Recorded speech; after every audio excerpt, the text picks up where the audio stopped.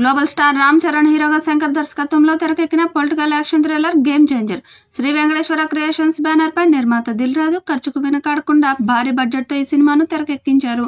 ఈ సినిమాకు ఆంధ్రప్రదేశ్ లో టికెట్ ధరల రేట్ల పెంపు, స్పెషల్ షోలకు అనుమతులు ఇస్తూ ప్రభుత్వం జీవో జారీ చేసింది. ఈ చిత్రంలో రామ్ చరణ్ సరసన కియారా అద్వానీ హీరోయిన్ గా నటించారు.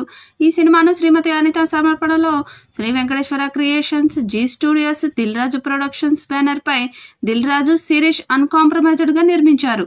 తెలుగు, తమిళ, హిందీ భాషల్లో ఈ మూవీ జనవరి 10న ప్రపంచవ్యాప్తంగా రిలీజ్ అవుతుంది.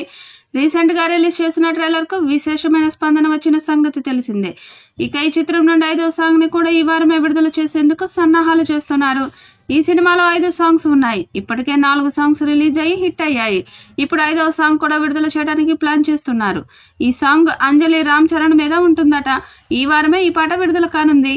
ఇక ఈ సినిమా గురించి రామ్ చరణ్ మాట్లాడుతూ, శంకర్ గారితో సినిమా చేయటం నా అదృష్టం. RRR టైంలో ఉన్నప్పుడే దిల్ రాజు గారు నాకు శంకర్ గారి సినిమా గురించి చెప్పారు. శంకర్ గారు కథ చెప్తారు వినండి అని దిల్ రాజు గారు అన్నారు. నేను వెంటనే షాక్ అయ్యాను. శంకర్ గారు చెప్పిన కథ అద్భుతంగా అనిపించింది. ఆయన ప్రతి విషయంలో ఎంతో పర్టికులర్ గా ఉంటారు. ప్రతి దాన్ని ఎంతో పర్ఫెక్ట్ గా చేయాలని చూస్తుంటారని చరణ్ తెలిపాడు.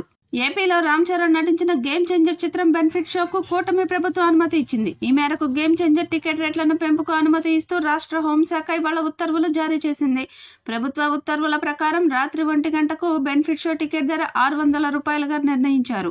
జనవరి 10 నుంచి జనవరి 23 వరకు రోజుకు 5 షోల చొప్పున వేసుకునేందుకు అనుమతి ఇచ్చిన ప్రభుత్వం ఆ మేరకు వీటి టికెట్ రేట్లను కూడా ఖరారు చేసింది. ఇప్పటికే తెలంగాణ ప్రభుత్వం బెనిఫిట్ షోలకు కానీ టికెట్ రేట్ల పెంపుకు కానీ అనుమతి ఇవ్వబోమని తేల్చి చెప్పేయడంతో డల్ గా ఉన్న టాలీవుడ్ కు ఏపీ ప్రభుత్వం నిర్ణయం ఊరటనివ్వబోతుంది. తాజాగా Telangana FTC chairman Dil Raju AP deputy CM Pawan Kalyan తో భేటీ అయ్యారు. ఈ సంక్రాంతికి వస్తున్న గేమ్ చేంజర్ తో పాటు సంక్రాంతికి వస్తున్న చిత్రాలను ఆయనే నిర్మించారు. ఈ నేపథ్యంలో భారీ బడ్జెట్ చిత్రమైన గేమ్ చేంజర్ కు టికెట్ రేట్లు పెంచుకునేందుకు అనుమతి కోరడంతో ప్రభుత్వం అంగీకరించింది. తెలుగు వారిపై గౌరవంతో ఖచ్చితంగా తెలుగులో స్ట్రైట్ సినిమా తీయాలని నిర్ణయించుకొని గేమ్ చేంజర్ సినిమా తీశానని చెప్పుకొచ్చాడు. అలాగే హీరో రామ్ చరణ్, నిర్మాత దిల్ రాజుకి థ్యాంక్స్ తెలిపాడు శంకర్. ఇక ఈ సినిమాని నేటివ్ లొకేషన్స్ లో ఎక్కువగా తీశామని, నటీనటులు కూడా ఎక్కువ మంది తెలుగు వాళ్లే ఉన్నారని తెలిపాడు.